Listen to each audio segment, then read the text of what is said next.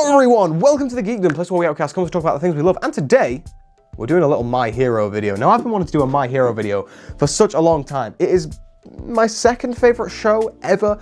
I think it's just fantastic, and the new season, the final season, is coming out as we speak, and I am loving every second of it, so I thought it'd be a great opportunity to come and do a video like this. We're going to be ranking Class 1A today. I'm not going to do a tier list style video because they never really perform too well, but I will refer to them as their tiers. If we have a Carrie Kelly level character, we will be calling them a Carrie Kelly level character. So, before we get started, there's buttons. I've got to ask you to do it. I've got to. There's buttons down there that you could be clicking right now. You've not subscribed. You've probably not subscribed, and if you haven't, click it. It would be amazing if you could, and it'll encourage me to make more content like this, more My Hero content, because I would love to do that. Okay. In the bottom spot of Class 1A, we have Mineta. Oh God, what a terrible character. I genuinely hate him. Every time he's on screen, I just want to die. He has one line in the whole show that I actually laughed at / enjoyed. And it's, I can't reach the strings because of my character design. It was the only joke that was even close to being funny. He's gross, he's disgusting, he has a terrible quirk, his costume is terrible, his name is terrible. I hate Mineta with every fiber of my being. He's the only character on this list that we deem Carrie Kelly tier. Next up we have Aoyama. Can't Stop Twinkling? What a terrible name. It jars me out every time I'm watching the show. Like, so for example, spoilers for the new season of My Hero Academia. When All Might is fighting All for One, and he uses the giant unibeam from the sky, and it's this really hype moment. It really builds, and he just goes, "Can't stop twinkling." I'm like, no, you've just taken all of the aura out of it by saying such a stupid name. That's my biggest beef with him. I don't care that he's a traitor. I mean, that does bump him down a little bit, because I mean, he's not really a hero, is he? I mean, he's kind of becoming a hero, okay? He's having a bit of a redemption arc, but my point is, the worst thing about him is he's called Can't Stop Twinkling, his drip is just too much, and he freaks me out a little bit. He creeps me out. Next up we have Sato. There's a couple of these characters that have basically just not had much screen time, and therefore they don't really get furthered in this list. I think Sato's fine. He's kind of like the Hulk, but he just scrans a lot, which, you know, I resonate with, you know? Who doesn't want to eat a load of cake and that makes them stronger? But he's a really sweet guy. He's lovely. He's not a bad character by any means. He's just not really done anything, so I can't really put him too high. Next up, we have Coda, as in the guy who can speak to animals as his quirk. Once again, he's just not done much. He was awesome in the fight where they were trying to beat President Mike, and he was like doing stuff with all the animals to try and attack him from underground and stuff like that, which I thought was really sick. It's just a shame that that's pretty much his only moment to shine in the entire show. His drip is okay. He's a little bit of a weird looking guy, but we respect that. But yeah, he's just not got much going for him. Next up we have Shoji. Okay, we're getting to some characters that actually had a little bit of something to do. I love his whole backstory. I think Shoji's cool. I don't really care about his quirk. And there's a lot of factors for where these characters are going on this list. If they have a cool story but negative drip and negative quirk, then I care less. You know what I mean? Like, they need to have a good balance of everything for them to be bumped higher. He has a great story, but every time I see him on screen, I'm just a bit like, I'm not really going to see much cool coming from this. You know what I mean? Next up, we have Ojiro, as in the tail guy. And the thing is, I put him up a little bit higher because I know that the creator of My Hero loves Star Wars. And so Ojiro is designed to look like Luke Skywalker, which I think is really cool. He's had the odd funny line, to be fair. He was doing some cool stuff in the USJ and stuff like that, which I really enjoyed. I think he's just got a cool design. I wish he got to shine a little bit more, and I love every time that I can see a Star Wars reference in another beloved project that I love. Okay, we're on to the last of the sort of like background characters that don't really have a lot going on for them. We have Zero.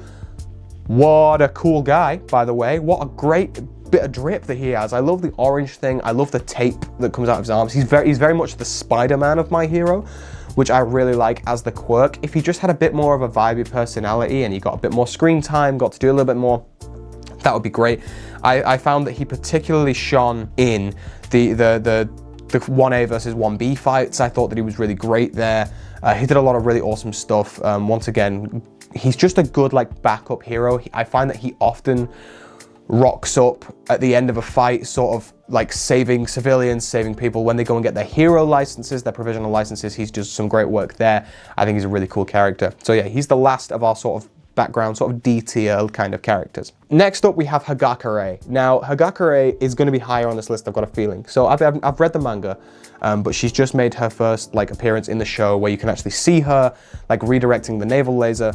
And I thought that was really awesome. I think she's just such a cool character. I love the art style of like how she's all multicolored when she's redirecting the light, which I think looks awesome. It's a little bit of a shame that she's completely invisible at all times, but it does make this for some funny jokes. I've seen a lot of TikToks of people like going, hey, I've got a new Hagakure figure, and they're literally holding nothing, which I thought was really funny. She's a really cool character. I hope we get to see a little bit more of her in these final episodes. Next up, we have Earphone Jack, aka Kyoka Jhero. I love Jhero. She really, really grew on me, particularly in the fight where it was with, oh God, I'm gonna have to figure out I'm gonna have to test my brain here. It was when she was with Tokiyami and she was like riding him like a bike. That sounds mad, but you know what I mean? She was like flying on the back of Tokiyami, which I thought was really cool. I think her powers are really great. I love her relationship with Denki. I think they're just really awesome. I like a lot of sound-based heroes as well. I think in the fight, when they were doing pretending to be the villains sort of thing, she was like listening through the walls to see where people were, which I thought was a really great use of her quirk. She's gonna be a little bit weaker now, I think, though, because she's, you know, lost one of her earphone jacks, but we'll see. We'll see. Next up, we have Mina Ashiro. Ashiro? No, that's from Kaiju number 8. This is Mina Ashido. She is a pretty cool character, to be fair. She's got a really fun character design. That's one of the reasons why she's so high up. I also like her acid quirk. She's messed up a good few times. She basically got Midnight killed, which kind of sucks, but she's getting over that, which I appreciate. And once again, it's just she's got a great quirk and a great character design, so that boosts her just a little bit higher. Honestly, for me, Jhero and her are kind of interchangeable, but I just think Ashido has a cool character design that goes a little bit higher. What can I say? Okay, we're into Heat now. Everyone from here is like a beloved character to me. We've got Denki Kaminari, who I think is a really great character. That scene in like in the season just gone, not the new season, but the season just before this, when he was thinking about Jhero and like wanting to like do some good stuff, and he redirects the lightning. I was like, this is some of the most aura I have ever seen in television ever. It's unbelievably cool. He's got great drip. I love his powers. I love that he has like a weakness with his powers as well. Like he can use it once in a fight. Like if he wants to actually do some damage, he can use it once in a fight, or at least he could. Now he's obviously redirecting things and he's becoming a lot stronger. But for now, he can only use it once per fight, and I think that's a really good weakness to have. Next up, we have Ochako Uraraka, Uravati, who honestly, she's just a good character across the board. She's got decent powers, decent drip, and a decent character. I think she's great. I think she's had 2 key moments, which honestly, do I put her a bit higher? I've got a tier list on my screen right now. Do I put her a bit higher? Yeah, you know what? I'm going to save her. I'm going to bump her up a couple of spots. We'll get back to Uraraka. Next up, we've got Momo Yaoyorozu. I think Momo's great. She's a good like team leader, and her quirk is unbelievably OP. Like if she can figure her quirk out properly, like when she's an adult hero, I bet she's gonna be unreal. Like she must have like the most insane power set, because she can make anything. She can make anything, which is so impressive. She's such a great like support hero. Like if a hero needs some of their gear or something, she can literally just make it for them, which I think is overpowered as hell. She's got some really great moments in the show as a leader and stuff, particularly as I said in season 7. I think she's really awesome. Next up, we have Froppy. I just think Froppy's great. I think she's just really fun, specifically USJ. USJ, I was like, Froppy is becoming one of my favorite characters. She does have 2 of my least favorite episodes of the whole show, which is the Froppy specific episodes, just because they're so separate from what the show is like about that I don't really care. She's got great quirk, she's got cool drip, and I just think she's such a weird little character that it's always fun whenever she's on screen. Okay, now we're gonna go for Uraraka. And the reason I bumped her up is because I've remembered that she's had 2 key moments, which I have said many times in my life that they could be my favorite moments in the whole show. We have her speech on the top of the UA building, where she's screaming at everyone to basically say, Deku's out there fighting for you, and you're being horrible. Like, I think that's such a good scene. But also the scene with Toga, when her and Toga are like having that final sort of conversation, is one of the best pieces of voice acting, not only in the show, but I've ever seen ever. It's the most raw, emotional thing ever. I was just locked in the entire time. It was so unbelievably good. Yeah, my God, love Uraraka. Next up we have Kirishima. I love Kirishima. What a great quirk. Like that whole episode when he's with Fat Gum and he gets a quirk awakening, and he's just battering that guy and he's doing better. But then later on, he's with Fat Gum again, and it's that whole sequence of, I'm not backing down this time. If you shatter me, I will just come back stronger. Oh my God, what a scene. Before that, I loved him. I thought he was a great character. But after that, I was watching, I was going, whoa, we have potential. If he was in the show more, he's got potential for like top few at least. He's unbelievably good. Next up, we have Ingenium, Tenya Ida. I'm Tenya Ida. We love Tenya Ida. He's such a little icon. He would be a little bit higher. In fact, I couldn't really put him any much higher because I do love him. The only thing is that when he went after Hero Killer Stain, he kind of lost me a little bit. That wasn't very heroic, in my opinion. He was a bit of an idiot, which I thought was a little bit out of character for him. I think it was a good move, storytelling-wise, but it just felt wrong, and that upset me a little bit. Because I like Tenya and I want him to be happy. He's got a really cool quirk, especially now that he's like boosted his quirk. Him and Todoroki, when they're going to the fight with Darby, and they make like a fighter jet out of ice that keeps his engines cooled so that he can just go at like top speeds. One of the most aura-farmed moments of the whole show. Him and Todoroki, the little fire engine ship, I actually love. I love both of those characters together, and I just think Ida's great. I think his brother's great, and I love that he's got like a proper inspiration there. And also, he might have the best drip in the entire show. I can't think of anyone who's got better drip than Ida. Like the whole like, what's like modern like knight in shining armor vibe. Cold. Okay, we're in the top 4 now. I'm gonna get some hate for this. I'm gonna get a lot of hate for this. In the number 4 spot, we've got Bakugo, and I know he's everyone's number 1. I just know he is, and I know my girlfriend right now is behind the screen going, "What are you doing? He should be number 1." He's not. He's not really, and I don't think there's any like downsides to him. I just personally, the other 3 are either cooler or just have like a character type that I personally prefer. His powers are unbelievably cool, and his character development in the show is unreal. I mean, the latest episodes, the Bakugo stuff is unreal. Oh my God! And in the fight in the last season, when he moves at super speed because he's like had a full-on quirk awakening. Oh, it's so good. And I'm not out here preaching Bakudeku. I'm not gonna sit here and admit that I like it. I might do, but I'm not gonna sit here and admit that I do. Their relationship is vibey. And I also love his relationship with All Might. Also, Great Explosion Murder God Dynamite, kind of a baller name. Great powers, great drip, great character. He's gotta be top 4.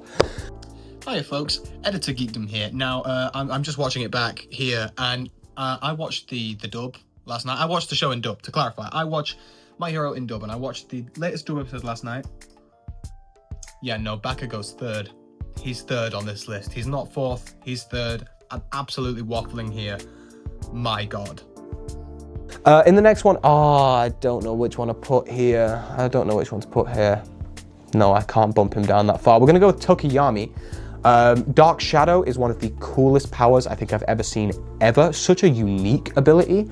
I also think the whole bird aesthetic is sick. He's just awesome. Like, there's not really much I have to say about Tokiyami because if you've seen the show, you know he's awesome. You know he's cold as hell. He's literally one of the coolest characters anyone has ever seen.